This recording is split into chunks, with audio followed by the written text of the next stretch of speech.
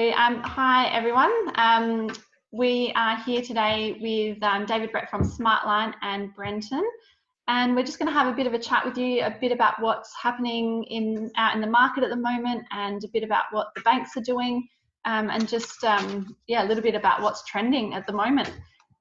So thanks, David, for coming on and having a chat with us. It'd be interesting to hear some of the things that you've got to say. So did you want to start us off with with a bit of information? We'll go from there. Yeah. Thanks, Jackie, and thanks both to you and Brenton for inviting me. I think I'll probably just say a little bit about Smartline first of all. So Smartline Personal Mortgage Advisors. Probably most of your customers won't have come across us if you are more familiar with the bigger names like Aussie and Mortgage Choice. We're another broker in that space, but we don't advertise on television, don't have those big campaigns. We rely more on word of mouth, and we're a little bit more boutique in that respect, but still offering the same sort of services. We've got a large panel of lenders on our panel that enable us to select the best option for the customer. So the big four, of course, but second tier lenders and specialist lenders on that panel. So and Smartline itself is actually owned by REA Group, who are behind realestate.com.au. So you might recognise that little icon behind me. It's, we've adopted just recently. We had a branding. Yeah. It was about time it sort of came into the 20th century. It was a bit sort of outdated before, so we're happy to now have that little red house, which most people will recognise, and so many people use realestate.com.au to search their homes. I believe you guys are using it quite extensively. Yeah. Realestate.com is the most searched engine for property and things in South Australia. So yeah, definitely using realestate.com. It's great. Yeah, look, and we have the benefit, I guess, of receiving some information from REA or realestate.com.au, bit of insight into what's happening with people's usage of that site. And we got some updated information just recently, actually, saying that in the past 5 weeks, there's been almost 50% increase in the search activity that's been going on. So obviously that makes a lot of sense. Look at, they're all looking, aren't they? Yeah. Everyone's looking, and I guess we're not entirely sure as to the lag between looking now and when purchases and sales will start to increase, but the fact that people are looking is obviously a good sign. Yeah, well, me and Brenton were actually just talking about this before we jumped on, actually, and how everybody seems to be looking, and whether they're looking to buy or sell, and obviously there's been a lot less on the market in sales lately with everything happening, but I suppose our personal experience at this moment is that we've had quite a few of our clients coming to us saying, all right, I think we're ready to start with the selling process. What are the things that we should be doing to the home to prepare it for sale and that sort of stuff. So I think people are actually starting to move along that line. Well, that's what we're seeing anyway, whether that's happening in the wider market. But it looks like people are actually starting to move. Like I've got a couple of points with maintenance people. Yeah, I've got a couple of points with maintenance people to get places ready. So looking for a spring sale, and I think with the relaxation of COVID type thing, with 10 people being able to go through at the time and so forth, it's being seen pretty positively in the market. Yeah, and we haven't seen too much of a hit to the prices of sales as of yet. Whether that's to come, because obviously there's still a lot happening and flow-on effects and things. But yeah, it'll be interesting to see what happens in the time to come. But yeah, it sounds like people have sort of got that bit of confidence, and those people, like you said, Brett, that have David, that have been looking, yeah, see what happens. And yeah, I think that the feedback, certainly in terms of price, is that yes, the stock on the market has reduced, but those that are selling are doing so because they're probably in some sort of larger transaction. They're either, already committed to perhaps another purchase, or their situation is such that they still need to sell. They understand that maybe there's not as many buyers on the market. But, it is therefore a buyer's market, and there are some deals to be done. And certainly in terms of financing those deals, the banks are very much open. I think there definitely has been some restrictions in assessment. So, and that's really, certain industries. So if you're working for retail, the banks have tightened their purse. In the airline industry, if you're in entertainment, etc., and it's natural, right? There's a reluctance to throw money at people in those industries, because the likelihood is that you're going to be impacted, and your propensity to repay is going to be impacted. So, but aside from that, the banks are open, and they're lending, so their deals are to be done. If your customers are thinking of buying at the moment, in as much as they're preparing, if they're currently thinking about putting their house on the market, like you just said, Brenton, they're starting to think about repairs and doing whatever they need to do to sell it. But on the flip side, if you're looking to buy, then now's the time to actually prepare. And there's a few things that you can do exactly, and look like getting a pre-approval. It's definitely a recommendation. Having everything ready to go, so when people are ready to start selling or buying, when things are going to slowly start coming on the market as their confidence grows, and if there's something out there that you want to buy, you've got to be ready. So definitely a good time. It is a good time, and one thing to note as well is that the banks have been impacted by COVID-19, not in as much as in a different sense, I guess, that their own processing. So many of them have utilised offshore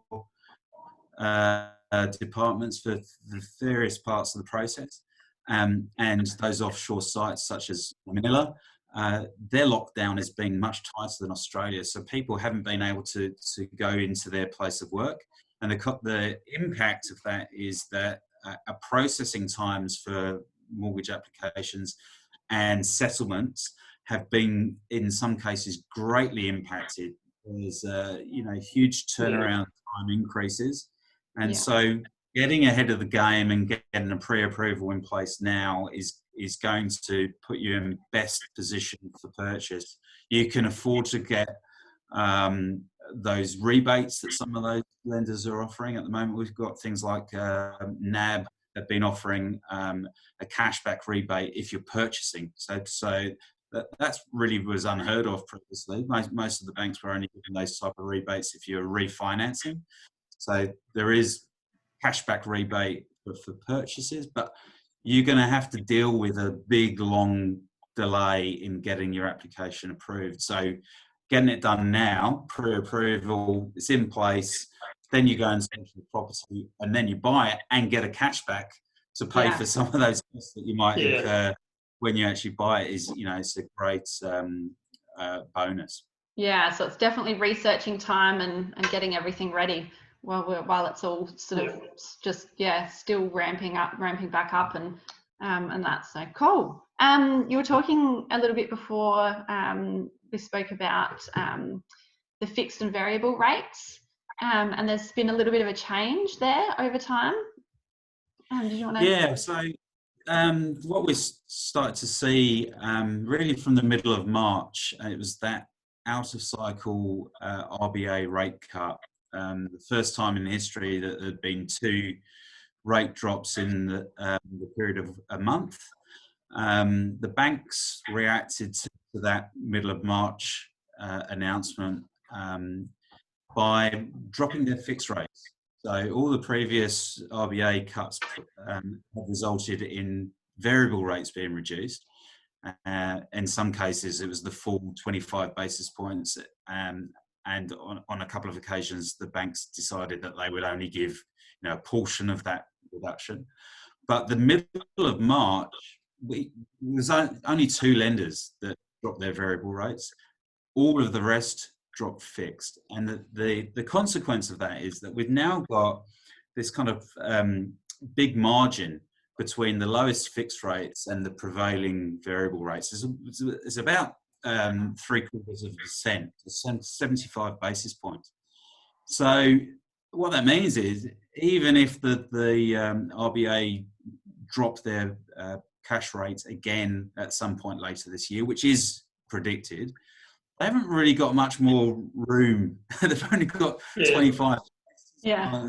And by their own admission, really, that cash rate really is pretty much as low as it can go.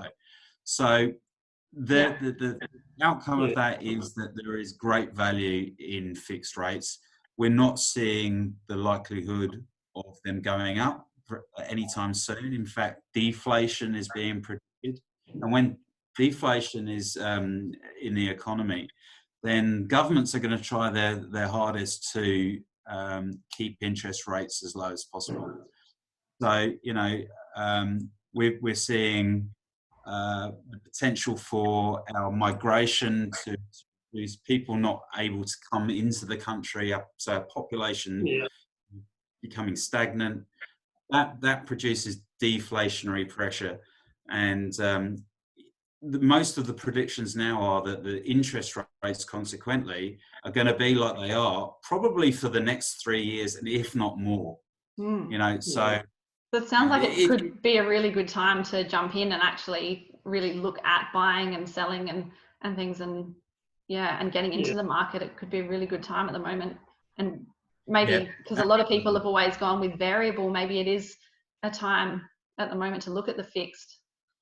Yeah, look, and there is some restrictions with fixed rates, so you've got to be aware of a few things. You've got to start thinking about what are you going to do with the property, perhaps within that fixed rate period. If there's a likelihood that you're going to sell it, then fixed rate might not be for you, because you could incur some significant break costs. So it's not all about rates, and I guess that's where we come in. We have to get to know the customer and understand what the plans are. Yeah, every situation's different, isn't it? Everybody's lives are different. They've got different plans and different ideas of what they want to do with the properties, and whether it's investment or move in and live, or for sure. Right. So it's well worth a conversation. Plenty of people can do their own research and understand rate. It's very easy to compare that across the board using Google and just doing your own searches, but there's plenty more to it. So I'd recommend people, if they are looking to borrow, to engage with a specialist. A mortgage broker is the way forward, I think. Yeah, definitely. There's only so much research you can do on your own before. People are industry experts and in the business for a reason. There's otherwise we'd all be doing anything and everything. We've got to have people specializing in things to make sure we're getting the best of every part of this process. Cool. Brenton, did you want to touch on just a little bit as we're going along on what's happening in the rental market side of things? Did you want to touch on that? Yeah, a couple of things. Just, I suppose, you just touched on people migrating and coming into the country and so forth. I think that is definitely going to have an effect on the market, and people going from state to state for the time being. So people transferring with businesses and jobs. Obviously, that's all going to be a little bit harder. But definitely people coming into the country and buying is definitely going to affect things a little bit as well. But yeah, you've seen that reflected in the amount of people that have been moving at the moment. Our tenants in particular, we haven't had quite as many people moving, have we? No, with the tenants, pretty much with COVID, a lot of people have said that may have wanted to move. They've gone, look, we'll just re-sign for another 6 months. So people have basically staying put for the time being. Some people want to move to a bigger house, but they're staying put. Just wait it out, see how things go. But you know, this time of year we normally have around about 10, 11 properties on the market, where we've only got 5 right now. So you know the vacancy rates is lower than what it has been for other years, and and we are still renting properties out reasonably well. And with them lifting the restrictions on the rental side of things in allowing more people to come through, that's just opening up the rental market even more so. Getting back to almost a normal status. I think probably what we've noticed as well is the properties that we have had come up for rent are renting relatively quickly, which is probably partly a reflection on the market that people don't want to be searching and searching and searching. They want to move and get it done. They don't want to be sitting around for too long with everything going on. But I know it's certainly been a bit of a journey for iRental, I suppose, in that we've upped our game with getting some 360-degree virtual tours going and that sort of stuff. So it's been really good to get some more technology going, and I think that's reflected on the way that we've been able to rent them out lately as well. So we're really excited for that going forward too. Technology-wise, we joined Inspect Real Estate, which you can book open inspections or private appointments for rentals and sales. And the 360-degree videos give a lot better picture of a house, and people can pretty much view the space as it is, so they don't even really have to go there. So technology's definitely been a big mover in the last couple of months. Yeah. Have you actually done a rental without any face-to-face and no touch point at all, or is there always a face-to-face meeting with with most people? We've done quite a few Zoom meetings, so we've shown people through via Zoom, so they haven't been to the property, and we have had some people that have basically just rented it off of that Zoom inspection. So you can give them a pretty good picture of what the property's like by that. So they haven't been there, and some will say everything looks fantastic, but I would like to see it in person. So you allow one person through as a private appointment, whether the tenant's there. If the tenant's there, we'll line that up with the tenant. But it's been a good process. In regards to that, it'll be really interesting going forward in real estate over time, and this is over the next years, but I know there are a couple of real estate agencies out there, and not just in South Australia, but that are and have already been showing people through virtually and not opening the property all the time. So it'd be interesting going forward as to what that looks like and how much people adapt to that. So, just a side note. The auction process has definitely changed as well, big time as far as that goes. Doing auctions virtually. Yeah, I think there's the potential, isn't there, for technology to come into the play a lot more across the entire industry, not just the real estate sales and rentals, but certainly we've seen change in process from the finance side of that property market as well. So all the banks were quick to adopt technology. We've able to use electronic signing most of the documents and verification of identity, which is a big thing with the banks to avoid. They've got certain terrorism and anti-money laundering regulations that mean that normally those ID documents, your passports, driver's license, etc., needs to be seen actually physically, but that's changed, and we've been able to be holding things up at our screen to see in addition to like post office signing, verification, etc. So I think it's going to change us going forward, and in all sorts of industries. Yeah, it'll be interesting. They used to be pretty tight on electronic signing and so forth, but now it's the way of life, isn't it? Yeah. Cool. Well, if that's, I think that's probably a wrap. Thank you so much, David, for coming on and having a chat with us. That information was, it was great, and I'm sure there'll be plenty of people out there that see it and have a think about whether they're going to go fixed or variable, and coming and actually having a chat to a mortgage broker going forward, and have a think about what's best for them. So. Yeah. Well, if they want to chat with myself, then they're very welcome, and hopefully absolutely. You can my contact details. But I appreciate the invite, and look forward to catching up with you guys in the future. Yeah, sounds good. We'll catch up for a coffee date next time. Look forward to it. No worries. We'll speak to you later.